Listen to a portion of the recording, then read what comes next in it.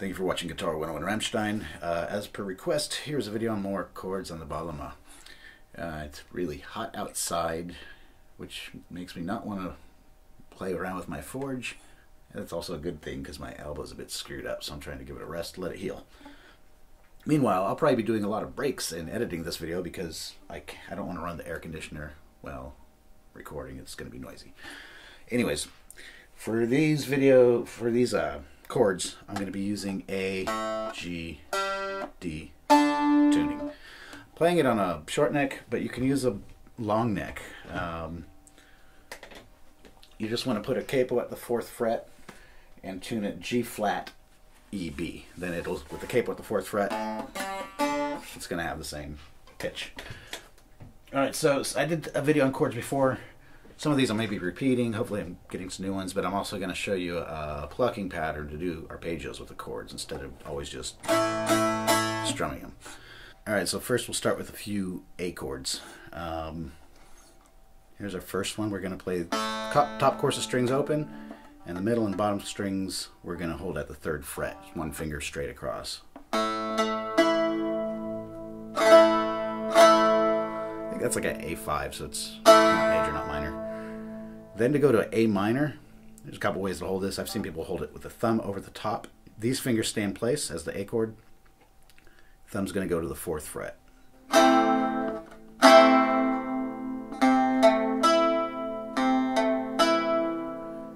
And here's like a different voicing of the A minor. We're going to use the open string, little finger on fret, what is that, 4, 5, 7, and index finger on the bottom course of strings on fret 3.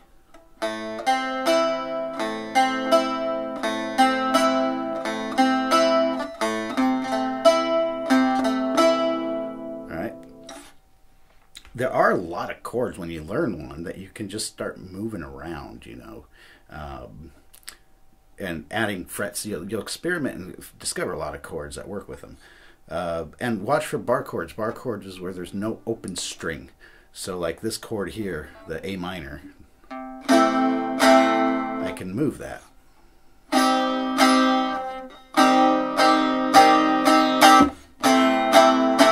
So whenever there's no open string, it's a bar chord that can be moved.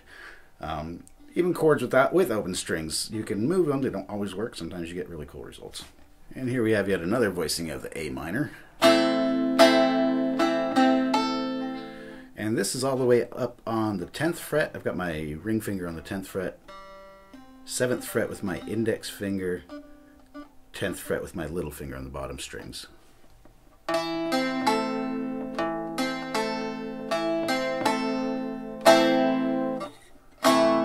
So, we go 3 ways of A minor. A major, we're going to go back to that first, like the A5 chord, the first chord I showed you. And you're just going to go over to the 4th, 5th, 6th fret on the top strings and hold those 2nd and 3rd strings down on the 3rd fret. A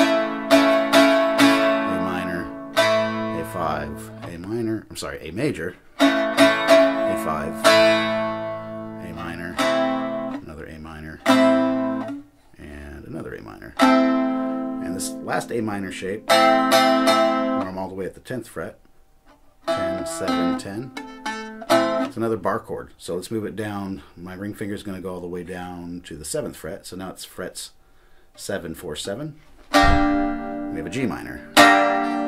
So you can try like that A minor, like this shape, all the shapes basically, switching to that G minor. Practice it in like an easy tempo to get if you're working on the chord changes. So yeah, practice it, you know, in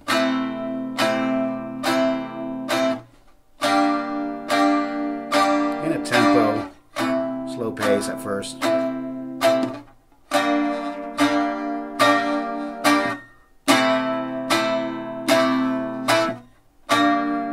That's that A minor. So it's easier with your thumb to make this change, I think. You use that A5.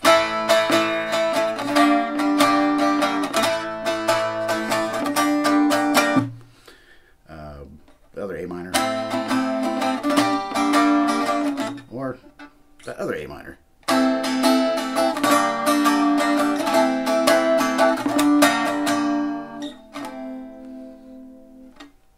So let's look at a C chord. I'm going to go fret 10 on the top string, fret 7, fret 7. So C major, A5, B flat minor. And here's a C major with a different voicing. I'm going to put my thumb on the 4th fret, open middle string, index finger on 3rd fret.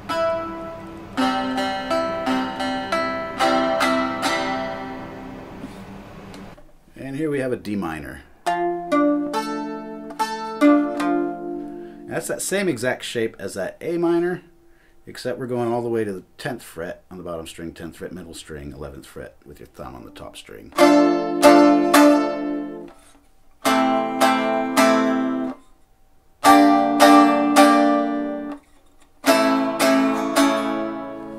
Alright, so there's a handful of chords.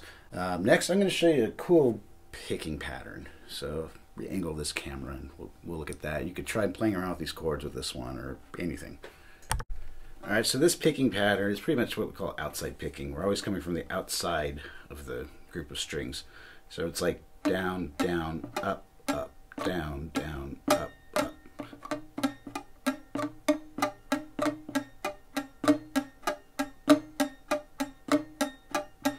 And I recommend when you're first learning it, just mute the strings, hold them quiet, and try it without the notes. You're going to hear your rhythm more precise that way, and you're going to just focus more on that. Try not to keep staring at your right hand. You want to have your hand memorize the strings. And you want to repeat it enough so it starts to feel natural, where your hand is like going on autopilot. And then you can try it with a chord. That's where we start. Instead of just strumming a chord, we get an arpeggio.